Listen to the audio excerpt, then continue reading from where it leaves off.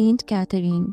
Movie की शुरुआत में हम एक अंधेरी टनल देखते हैं जो कि जमीन के नीचे है। वहाँ पर टेड नामी फादर आता है। यूँ लगता है जैसे वो कोई रिचुअल परफॉर्म कर रहा है। रिचुअल के दौरान ही उसे लगता है कि जैसे कोई घुर्रा रहा है। ये घुर्राने की आवाज किसी डीमन की थी, जिसे देखकर फादर चौंक जाते हैं। इसी के साथ सीन बदलता है एक चर्च इंस्टीट्यूट की तरफ, जहाँ पर एक सिस्टर किसी लड़की पर रिचुअल कर रही है। उस लड़की की आंखों को कवर करके, यानी उसकी आंखों पर पट्टी पहनाकर उसे किसी कमरे में ले जाया जाता है। वो लड़की वहाँ मौजूद एक शीशे को उठाती है, जिसके बाद उसे कुछ हेलुसिनेशंस आते हैं। ये मंजर इस मूवी की पहली कहानी से जुड़ा है। उस लड़की के विजन में हम दो औरतों को देखते हैं, एक बूढ़ी और एक जवान। वो दोनों साथ अंधेरे कमरे में टीवी पर कोई मूवी देख रहे होते हैं। दिखाया कुछ यूँ जाता है कि वो बूढ़ी औरत इस जवान लड़की की माँ को बहुत अच्छे से जानती है, वो औरत जो कि अब इस दुनिया में नहीं है। ये दोनों लेडीज एक साथ बैठी होती हैं। तभी उस जवान लड़की को लगता है कि जैसे उसे कोई देख रहा है। वो काफी घबरा जाती है।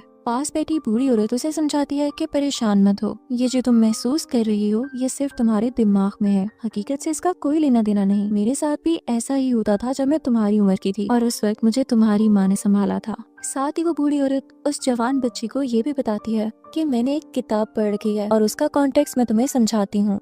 तुमने महसूस किया होगा कि जैसा तुम सोचती हो तुम्हारे आसपास की दुनिया भी तुम्हें वैसी ही लगने लगती है। और इसका मतलब ये हो सकता है कि जैसे हर इंसान के साथ एक फरिश्ता होता है, एक एंजल होता है, इसी तरह हर इंसान के साथ एक डीमन भी होता है। अगर इंसान हर वक्त नेगेटिव सोचता रहे तो उसका डीमन मजबूत होता जाता है, इतना मजबूत कि अगर तुम हर वक्त उदासी में रहोगी तो वो तुम पर हावी हो जाएगा। तो बेहतर है कि तुम अपनी सोच को खुद पर हावी मत होने दो और खुश रहो। लेकिन अगर तुम इसमें नाकाम हो जाओ और वो डीमन तुम पर हावी हो जाए, जैसा कि अब मैं तुम्हारी हालत में देख पा रही हूँ, तो इसके लिए मैं तुम्हें एक रिचुअल बताती हूँ। तुम्हारी माँ इन रिचुअल्स पे यकीन नहीं करती थी, लेकिन मैं करती हूँ, क्योंकि इसके बाद से मैं बिल्कुल ठीक हो गई थी। अब वो ओल्ड लेडी उसे रिचुअल करने का तरीका बताती है। पहले तरीके में आता है स्पेल्स, यानी जादू मंत्र के थ्रू वो रिचुअल करना। दूसरा है मैनिफेस्टेशन। तीसरा तरीका हमसे हिडन रखा जाता है। चौथा तरीका होता है रेवलेशन। फिर होता है वो रिचुअल स्टार्ट। उस जवान लड़की के हाथ में एक शीशा पकड़ाया जाता है। जैसे ही वो कुछ स्पेल्स बोलती है तो उसे शीशे में एक डीमन दिखाई देता है। वो चौंक जाती है, डर कर शीशे को फेंकती है। तभी उसके सामने उसकी मरी हुई माँ आ जाती है।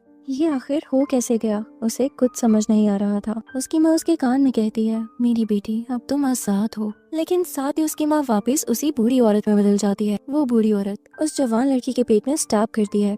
वो लड़की वहीं बेहोश हो जाती है और जब उसे होश आता है तो वो फौरन से अपने पेट को देखती है। चाकू का निशान अभी भी वहीं था, लेकिन उसमें से कोई खून नहीं आ रहा था। ये जवान लड़की अब अपने हाथ में हैमर उठाती है, क्योंकि वो बहुत डर चुकी थी।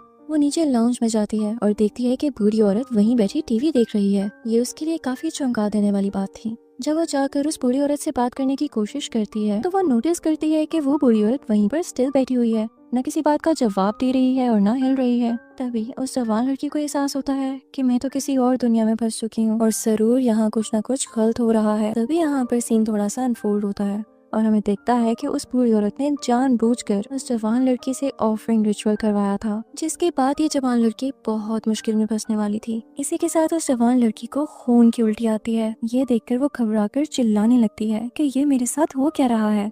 ये जवान लड़की उस बूढ़ी औरत के हाथों धोखा खा चुकी थी। वापसी का भी कोई रास्ता नहीं था, क्योंकि अब ये डीमंस के हवाले थी। इस जवान लड़की का नाम हमें सारा बताया गया है। नेक्स्ट सीन में हम चर्च इंस्टीट्यूट को देखते हैं। वहाँ हमें दिखाया जाता है कि एक सिस्टर से डिटेक्टिव बात कर रहे हैं किसी ऑर्फन लड़की के बारे में, जिसे फादर ने किडनैप कर रखा था और इस लड़की पर वो बहुत अजीब अजीब तरह के रिचुअल्स भी करता था। डिटेक्टिव सिस्टर से कहता है कि अब हमें इस लड़की की हिफाजत करनी है, क्योंकि जो इस पर हुआ ये डिजर्व नहीं करती थी। ये कहकर डिटेक्टिव तो चला जाता है। इसके बाद सिस्टर उस ऑर्फन लड़की को उसके कमरे तक लेकर आती है। अब से वो ऑर्फन लड़की यहीं पर रहने वाली थी। कुछ ही देर गुजरने के बाद हमें दिखाया जाता है कि उस अजीब लड़की को फ्लैशबैक्स आ रहे हैं उसी अंडरग्राउंड टनल के, जहाँ से उसे डिटेक्टिव ने छुड़वाया था। वो देखती है कि उसके साथ कोई डीमन भी था और अब ऐसा लग रहा था कि वही डीमन उसके अंदर आ चुका है।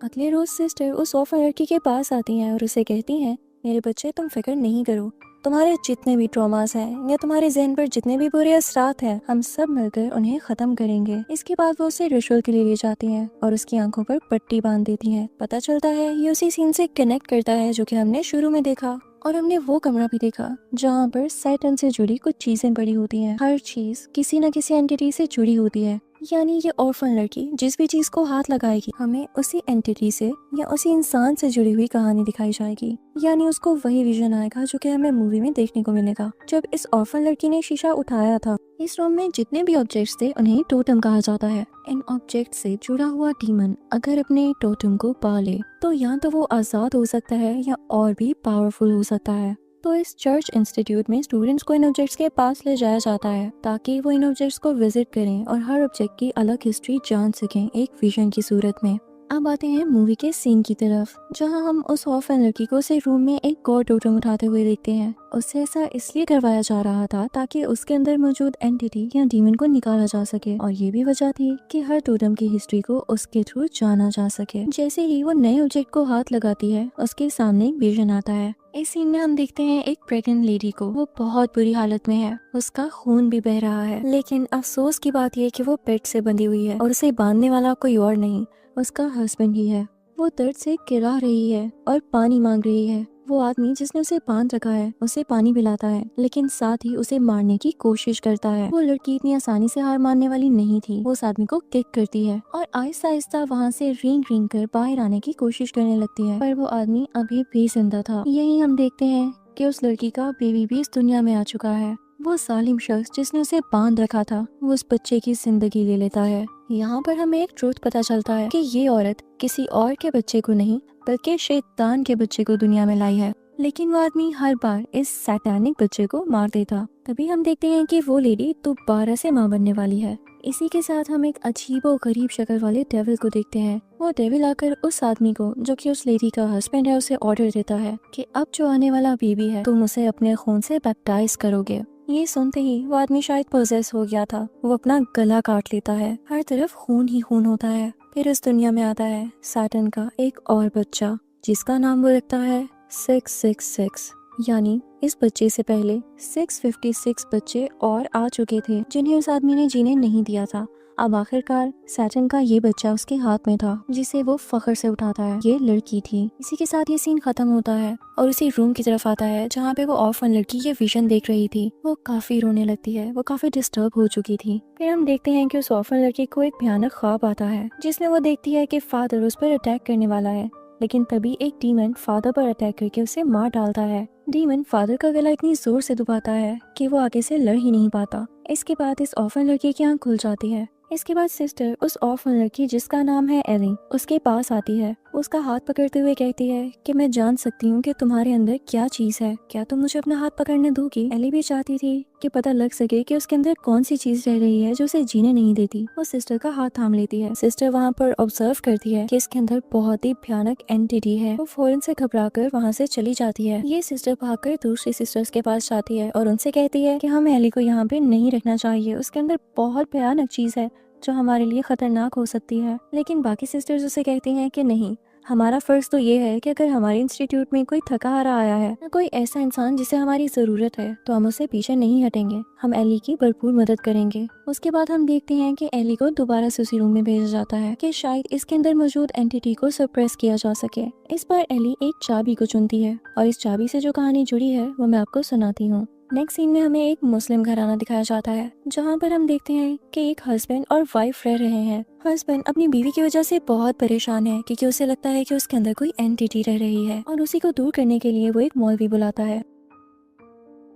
मौलवी उससे कहता है कि मैं तुमसे कोई बहुत ज्यादा पैसे चार्ज नहीं करूंगा, अपनी मुनासिब सी फीस लूंगा। साथ ही वो उस लड़की के हस्बैंड को बाहर कुछ लेने के लिए भेजता है और जितनी देर वो लड़का बाहर होता है वो उसकी बीवी के पास जाता है और उसके साथ कुछ वायर्स अटैच कर देता है। ये एक ढोंगी बाबा था जो कि इस्लाम का नाम यूज करके फेक रिचुअल्स करता था। जैसे ही इस लड़की का हस्बैंड वापस आता है तो वो मौलवी अपने पाँव की मदद से उस लड़की को इलेक्ट्रिकल शॉक्स देने लगता है जिसकी वजह से वो हिलती है। मौलवी इस बात पर उसके हस्बैंड से कहता है कि देखो, मैंने तुम्हारी बीवी को जिन्नात से आजाद कर दिया। उसके बाद वो हस्बैंड किचन में चला जाता है। मौलवी उसके पीछे पीछे आता है और कहता है कि लाओ मेरे पैसे दो। तो उस लड़की का हस्बैंड उसे बोलता है कि मुझे नहीं लगता मौलवी साहब कि आपने मेरी बीवी से किसी जिन को निकाला भी है। ये लीजिए आपके पैसे। मौलवी पैसे ले लेता है। तभी वो देखता है कि उस लड़की के हस्बैंड की जेब में एक चाबी है और वो चाबी किस चीज की है ये आपको नेक्स्ट सीन में पता चलेगा। मौलवी अंदर उसकी वाइफ के रूम में जाता है जो कि बेड से बंधी हुई थी और उसके हाथों पर हैंडकफ्स थे। उसने मौलवी से मदद मांगी थी और मौलवी उसको आजाद करने के लिए गया था। तभी उस लड़की का हस्बैंड भी वहाँ आ जाता है। वो मौलवी को रोकने की कोशिश करता है लेकिन मौलवी उसे समझाता है कि अपनी बीवी के साथ ये जुल्म मत करो, देखो वो कितनी कमजोर हो चुकी है। पर तभी देखते ही देखते वो लड़की अपने हस्बैंड को चाकू से स्टैब करके मार डालती है।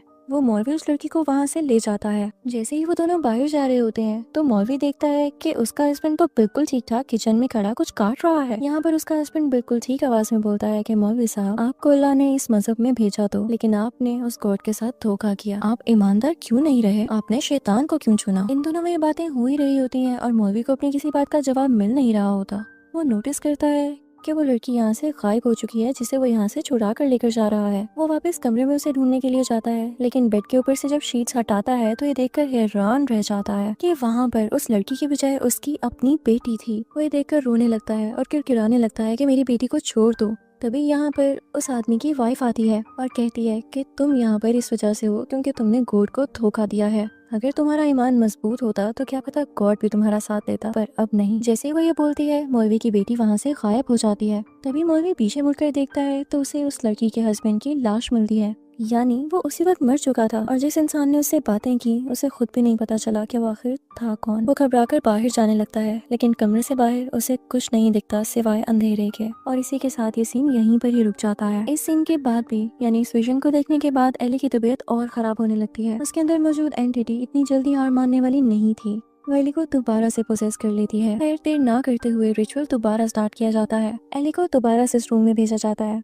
इस बार वो क्रॉस उठाती है, ऐसा क्रॉस जो कि लोकेट शेप में था, गले में पहना जाने वाला। उसको पकड़ते ही एक और विजन आता है जिसमें हमें एक बहुत ही रिलीजियस घराना दिखाया जाता है जहाँ पर 3 लेडीज एक दूसरे का हाथ पकड़कर प्रे कर रही हैं एक हैप्पी लाइफ जीने के लिए। लेकिन उन्हीं में से एक औरत होती है जो कि काफी घबरा जाती है। वो अपनी मैरिड लाइफ से बिल्कुल खुश नहीं होती। उसे लगता है जैसे उसका हस्बैंड उस पर चीट कर रहा है। वहीं पर इसी सीन की एक मेन कैरेक्टर भी होती है जिसका नाम हमें एलिस बताया गया है। वो इस सब सीन के बाद और इस रिलीजियस प्रेयर को डिस्टर्ब होता देखकर वॉशरूम जाती है कि थोड़ा रिलैक्स हो सके।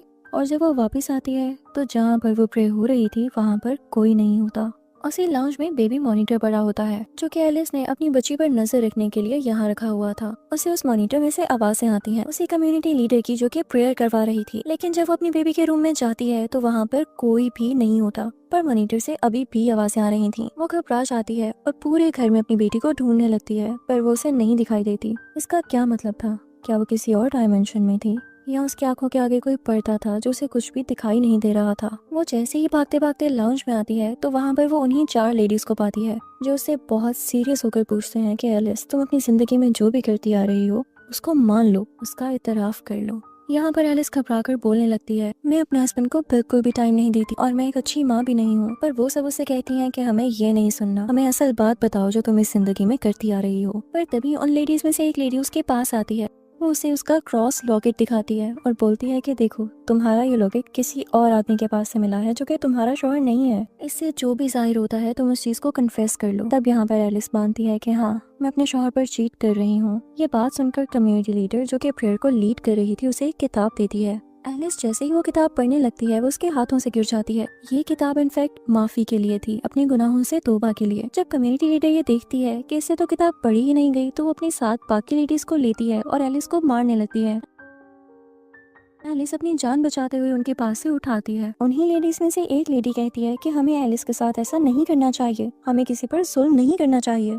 वो घबराकर पुलिस को कॉल करने लगती है लेकिन कम्युनिटी लीडर उसे हिट करके उसे बेहोश कर देती है। उसके बाद बाकी बची जाने वाली तीनों लेडीज एलिस के रूम में जाती हैं। कम्युनिटी लीडर के हाथ में बहुत बड़ा चाकू होता है। जैसे ही वो जाती है तो देखती है कि एलिस ने अपने ऊपर चादर ओढ़ रखी है। वो चादर हटाती है कि वो एलिस पर अटैक करके उसे समझा सके, लेकिन यहाँ तो काम उल्टा ही हो जाता है। एलिस पोसेस्ड होती है, उसकी आंखें बिल्कुल सफेद और उसका चेहरा किसी डीमन से कम नहीं लग रहा था। ये देखकर वो घबरा जाती है और इसी के साथ ये वाला सीन भी यहीं रुक जाता है। इस सीन से एली इतनी परेशान नहीं थी, पर जैसे ही वो अपनी आंखों से पट्टी हटाती है तो वो महसूस करती है कि उसकी आंखें उसके साथ है ही नहीं। वो काफी पैनिक कर जाती है, लेकिन बाद में पता चलता है कि ये डीमन उसे सिर्फ डरा रहा था कि तुम मुझे कभी हरा नहीं पाओगी। असल में एली की आंखें उसी के पास होती हैं, कहीं नहीं जाती। उसके बाद हम उसी मेन कैरेक्टर सिस्टर को देखते हैं, जो कि ये पता लगाने में जुड़ी हुई थी कि एली के अंदर कौन सी एंटिटी है। वो एक किताब पढ़ती है और उसे कुछ अंदाजा भी होने लगता है। यहाँ पर दिखाया जाता है कि जो एंटिटी या डीमन एली के अंदर है वो हेल यानी जहन्नुम का गेट कीपर है। पता चलता है कि वो डीमन किसी क्रॉस की वजह से इस दुनिया के साथ बंधा हुआ है और वो भी आजाद होना चाहता है, लेकिन वो अभी अपनी फुल पावर में नहीं है और पावरफुल होने के लिए और अपनी मर्जी चलाने के लिए उसे इस क्रॉस को तोड़ना है। और वो क्रॉस उसी रूम में मौजूद है जहाँ पर एली बार बार जाती है और बार बार रिचुअल फेल होने का भी यही पर्पस था कि एली के अंदर मौजूद जो डीमन था वो चाहता था कि एली बार बार उस रूम में जाए और उस क्रॉस का पता लगा सके। ये सब कुछ जानने के बाद वो सिस्टर पैनिक कर जाती है, लेकिन बाकी सिस्टर्स उसे समझाती हैं कि अब हम बहुत आगे आ चुके हैं, अब पीछे मत मुड़ना। इसी के साथ वो एली को दोबारा उस रूम में भेजती हैं। अब की बार एली उस रूम में से एक पट्टी को उठाती है जिस पर बहुत सा खून लगा था और अब एक और विजन स्टार्ट हो जाता है एक नई कहानी के साथ। अब हम यहाँ पर एक फैमिली को देखते हैं जिसमें 4 लोग हैं, एक मियाँ बीवी और उनका एक बेटा और एक बेटी। उनकी बेटी पोजेस्ड होती है जिसको इन्होंने कमरे में बांध रखा होता है। ये लोग एक प्रीस्ट को बुलाते हैं ताकि अपनी बेटी को दिखा सकें। हस्बैंड को तो प्रीस्ट पर जरा यकीन नहीं होता, लेकिन उसकी वाइफ उसे समझाती है और प्रीस्ट को वो निशान दिखाने लगती है जो कि उसकी बेटी के अटैक की वजह से उसके बेटे पर पड़े। वो लेडी प्रीस्ट से कहती है कि प्लीज एक बार मेरी बेटी को देख लीजिए। प्रीस्ट उस बच्ची के रूम में जाता है तो देखता है कि किसी कपड़े से उस बच्ची के हाथों को बांधा गया है। वो वहाँ पर जाकर मोबाइल से कुछ स्पेल्स सर्च करता है और उस पर एक्सॉर्सिज्म रिचुअल परफॉर्म करने लगता है। ये बात काफी अजीब थी क्योंकि अगर वो सच वाला प्रीस्ट था तो उसे मोबाइल से सर्च करने की क्या जरूरत थी। खैर उसके बाद वो उस लेडी से कहता है कि आपकी बेटी में कोई मसला नहीं है, ये बिल्कुल ठीक है, ये बिल्कुल पोसेस नहीं है। वो साथ ही उसके हाथों से पट्टी खोलता है और उसे गले से लगा लेता है, पर वो बच्ची प्रीस्ट के कान में बोलती है मुझे माफ कर देना। इसी के साथ वो सारी की सारी फैमिली डीमंस में बदल जाती है। वो प्रीस्ट को खड़े खड़े ही मार डालते हैं। उसके बाद वो लेडी नॉर्मल हो जाती है, यानी उस पोजेस बच्ची की माँ। वो उस पट्टी को उठाती है जिस पर उसकी बेटी के हाथों का खून था और बाहर कूड़े में फेंक देती है जहाँ पर और भी पट्टियां मौजूद थीं। इससे पता चलता है कि कोई पहला प्रीस्ट नहीं आया था उनके घर, और भी बहुत से प्रीस्ट आए थे, लेकिन इसी की तरह के फेक प्रीस्ट जिन्हें कोई एक्सोर्सिज्म नहीं करना आता था। और शायद यही इस फेक प्रीस्ट की सजा थी। अब एली जानती थी कि उसके अंदर मौजूद डीमन क्या चाहता है। वो फौरन से उस क्रॉस को ढूंढने लग जाती है। एली में मौजूद डीमन उस क्रॉस को तोड़ने लगता है। बाहर सिस्टर्स एली का इंतजार कर रही होती हैं। सिस्टर फौरन से अंदर आती है और एली को पकड़कर लिटा देती है। सब सिस्टर्स मिलकर वो क्रॉस उठाते हैं एली की बॉडी के ऊपर, जिसकी वजह से एली की बॉडी के अंदर मौजूद जो डीमन था वो ज्यादा पावरफुल होने की बजाय सीधा जहन्नुम यानी हेल में वापस चला जाता है। यानी एली की बॉडी में अब कोई डीमन नहीं था। मूवी के एंड में हम देखते हैं कि एली बिल्कुल एक नॉर्मल बच्ची बन चुकी है और वो बहुत खुश है। हमें ये भी पता चलता है कि एली की एक आंट जिंदा है जिनके पास वो रहने जा रही है। वो सिस्टर को बहुत अच्छे से थैंक्स बोलती है और गले मिलकर अलविदा कहती है। इसी के साथ मूवी का एंड हो जाता है। यहाँ पर मैं आपको इस कहानी का कॉन्टेक्स्ट बता दूं। जैसे कहानी के शुरू में मैंने बताया कि हर इंसान के साथ कुछ बुरी चीजें भी होती हैं और कुछ अच्छी भी। इंसान सारी जिंदगी जो काम करता रहता है वो वैसा ही बनता जाता है। उसके साथ का डीमन और स्ट्रॉन्ग होता जाता है जो कि उसे वो काम करने पर फोर्स करता रहता है। पर ऐसे कामों का अंजाम अच्छा नहीं होता। जैसे हर स्टोरी में आपने देखा कि फेक मौलवी हो या प्रीस्ट हो या कोई और इंसान भी जो भी अपने प्रोफेशन के साथ बेईमानी करता है उसका एंड कभी भी अच्छा नहीं होता। आई होप आपको इस मूवी से बहुत अच्छा लेसन मिला होगा। तब तक अपना ख्याल रखें।